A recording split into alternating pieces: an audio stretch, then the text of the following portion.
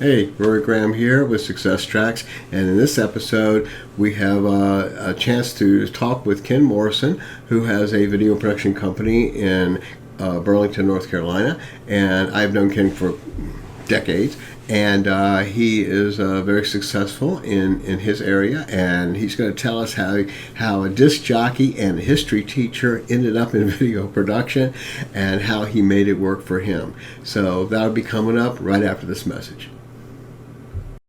This episode is sponsored by the book, Did I Tell You I Love You Today? By Rory Graham, an exciting story that poses the question, if you could go back 40 years in your life with today's knowledge, what would you change and who could you save? Order yours today on Amazon, Audible, and other fine booksellers, or get an autographed copy at www.rorygraham.com.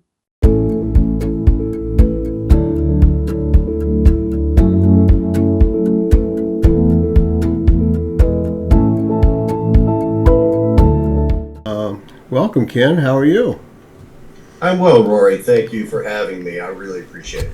Okay, well, that's good. It's nice to have you. And so I know a great deal about your story. I've known you for a number of years. Your company is in Burlington, right? Correct. Yes, okay. Burlington, North Carolina. Burlington and North Carolina, and so you're in video production, but you didn't start there. And I'm sure you have a journey of ups and downs and different forks in the road and things like that. So why don't you just tell us what you'd like to tell us, and then at the end, I'd like you to tell us a few things that you think made all the difference in your success. There's usually a few things anyway that you did right, that so many people that are trying to do what you're doing or just getting in business did wrong. So let's think about that as we go. So I'm going to turn it over to you and just go ahead. The floor is yours.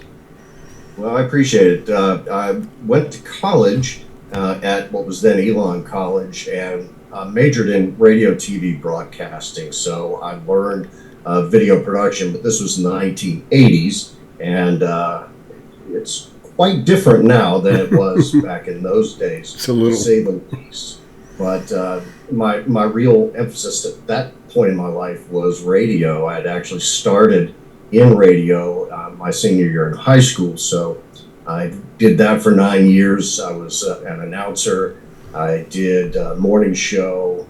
I had a syndicated comedy service. I essentially got paid to be the juvenile delinquent that I was, and enjoyed it immensely. Radio is a great thing to do. It's a whole lot of fun. I enjoyed every minute of it, but it's also something that I knew I didn't want to do forever. I knew I would eventually kind of grow out of it. So I went to graduate school, got a degree to teach history. I was a history teacher for 14 years. And during that 14-year span, I went back to school again and got a master's degree and became a school administrator.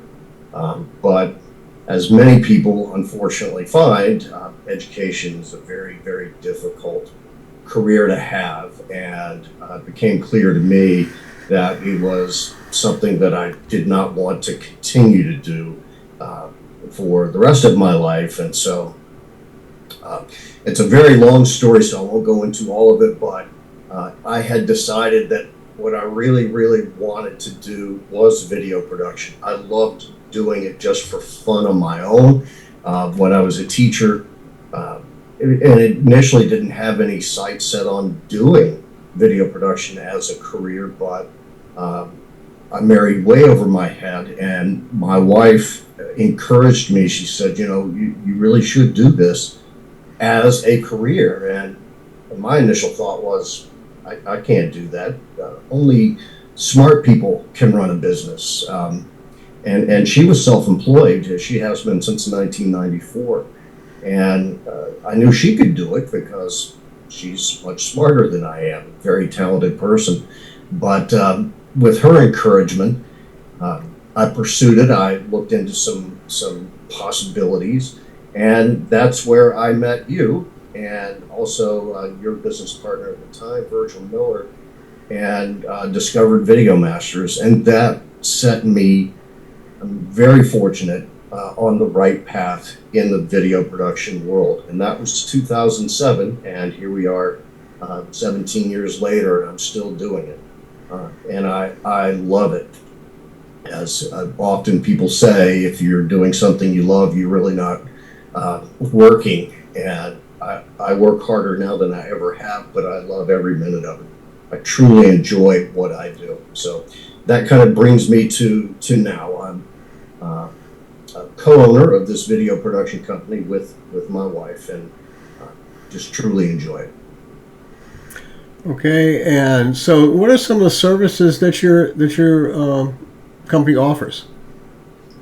Well, when I started my video production company, I was doing video production only, and it was just me at that point. My wife owned her own business where she was doing screen printing, embroidery, promotional products, and that sort of thing. So I just started a entirely separate business focusing on corporate and legal video.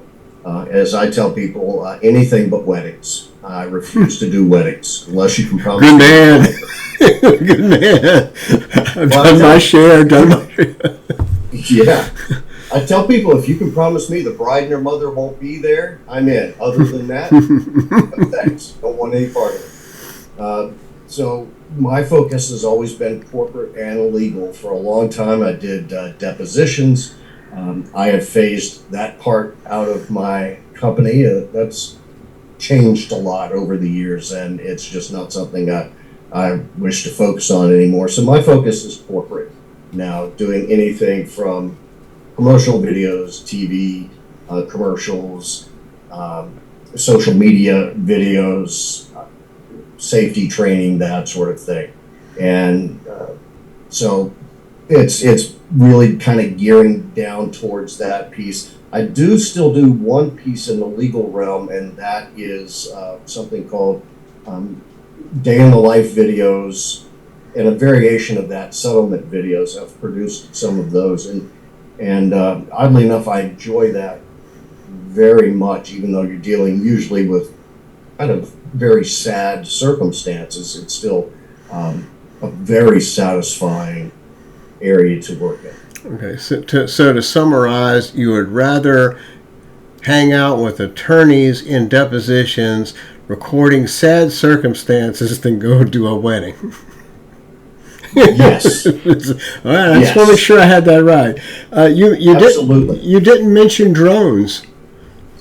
Oh yeah, well, I'm glad you brought that up. So for me, in 2020, when the pandemic hit, and we were all for several months just kind of sitting around with nothing to do, because most businesses had pretty much kind of put a pause on everything they were doing, and understandably, I decided, I was really fascinated with drones and how they were emerging in the video field.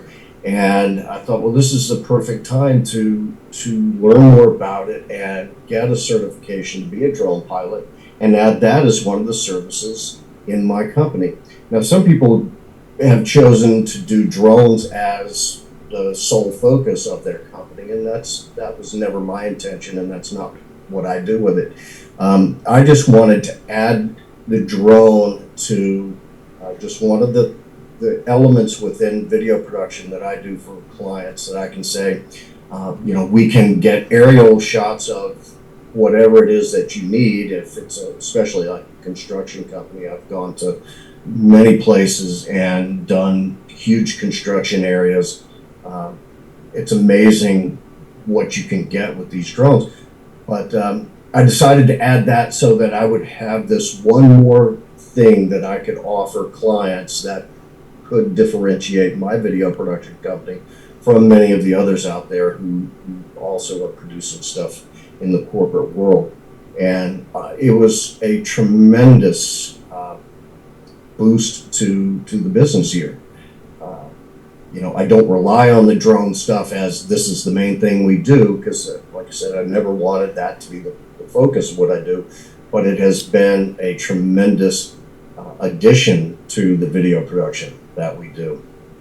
And people love it. You can see things that otherwise you cannot see. In the old days, to get aerial photos or video, you had to rent a helicopter or an airplane.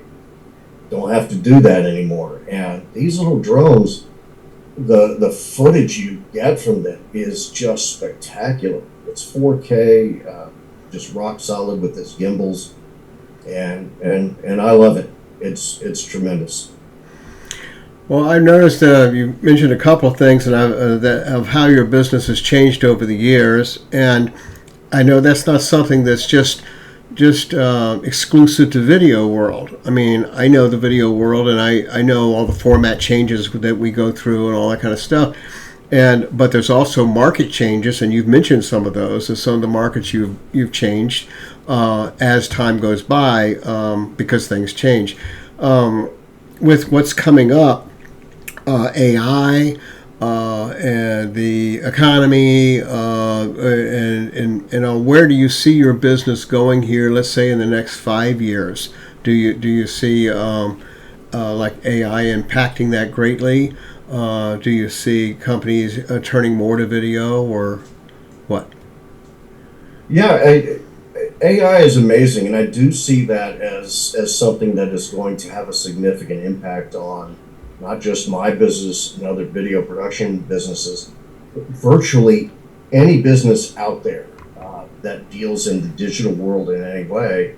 AI is going to be a part of it, whether you accept it or not, or want to use it or not. It's still going to be there.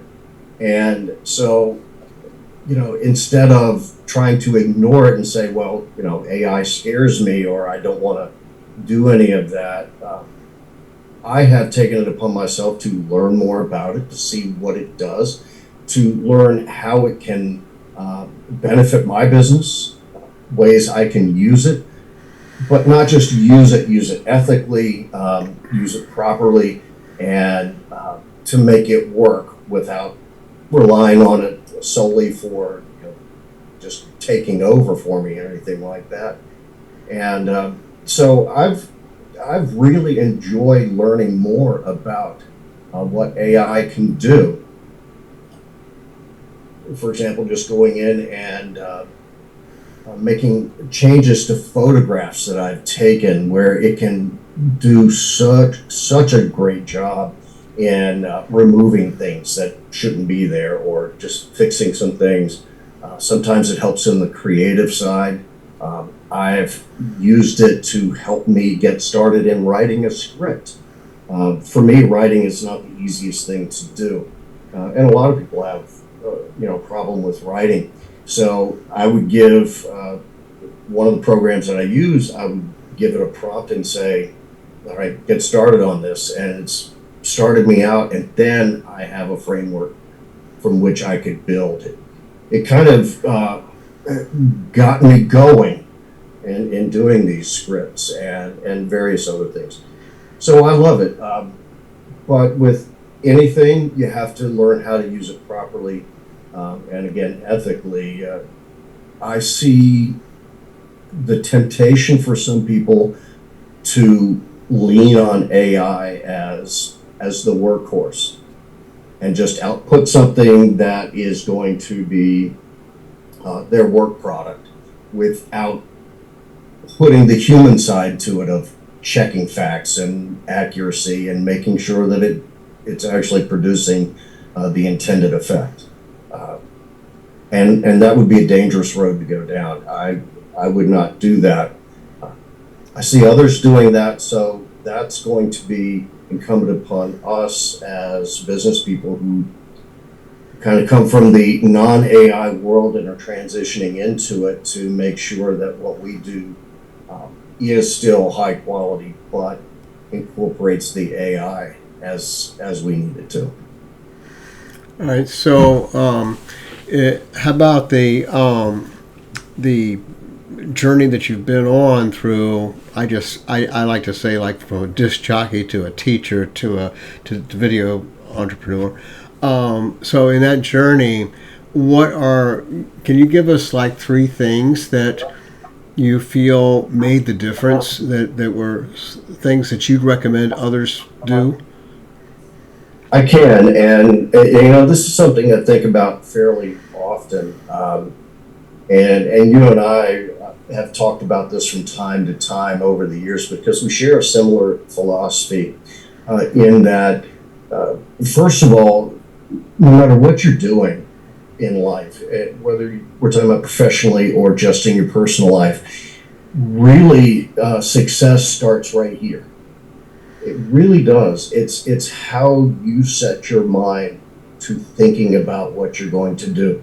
And if you set your mind to, I'm going to do this, I'm going to accomplish that, and you're positive in your thinking, that's the foundation of any success. Because otherwise, if you go into any endeavor with the mindset of, I don't know if I can or not, or this is going to be hard, and I know most businesses fail, and so I probably will fail, but I'll give it a shot. You really have set yourself up for failure if that's the way you're thinking. You know, when I started my business in 2007, I didn't know how much I didn't know. So I started it out. 2007, a few months later, is when the economy just absolutely tanked. We had that big recession. And so here I am, just trying to get a business off the ground, and suddenly everybody is just kind of backing off, and business is slowing down, and people aren't wanting to spend on anything. And I made a decision that, one, you know, it's an old cliche, but failure is not an option. And two, I'm not going to participate in the recession. And that is exactly what I kept telling myself. I'm not participating in the recession. It's there, but I'm moving forward like it's not. And I am going to do what I have to do to make this business work. And it's a lot of hard work. So that's one thing, is getting your mindset right, setting your mind towards success. I firmly believe that we draw to us what it is that we think about. So if we think about success and we think about positivity, we're going to draw that to us. And at least I can only speak for myself, but in my experience, that is what has happened. Another thing which is huge and to me just as important, so I wouldn't put this as second to positive mental attitude, I would put this as number ones, so to speak, and that is surrounding yourself with the right people. And I am so fortunate that I was able to do that. You know, I mentioned my wife, first of all. We've been married 33 years now. She believes in me more than I ever have. And she has made all the difference in the world to me. That's huge. But in addition to that, when I started in this video production business, I had never run a video production company. I learned video production as a college student in the 80s, and now it's 20 years later. Old technology was entirely different.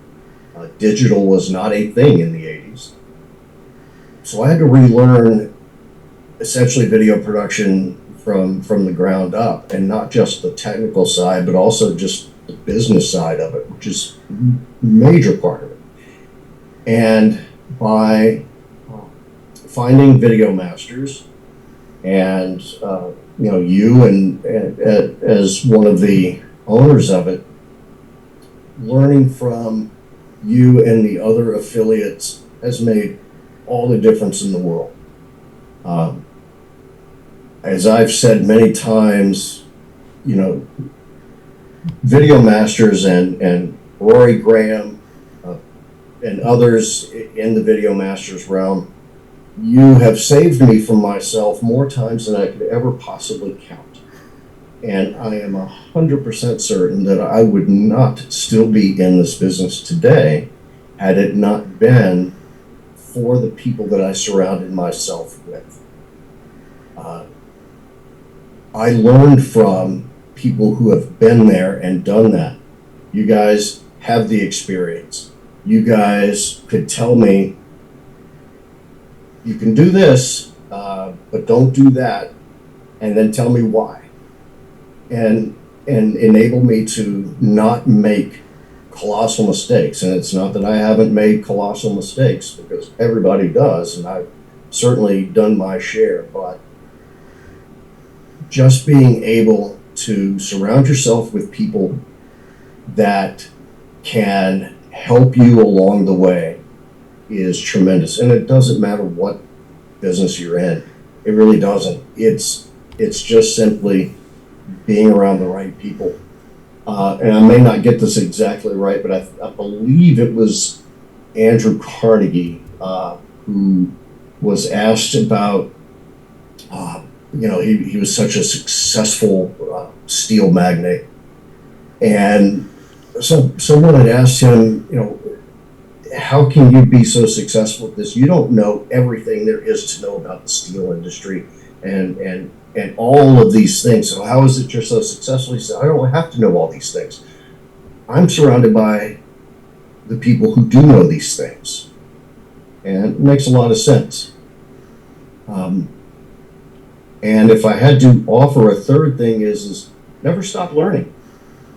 Never feel like, okay, I've reached the pinnacle of where I want to go, and now I'm just going to cruise. Because you'll find out that you're not going to cruise. If you set your business on cruise control, you will find out that it will slow and eventually just kind of drop out. Because the world around us is constantly changing. Especially these days, the changes are much faster than they've ever been.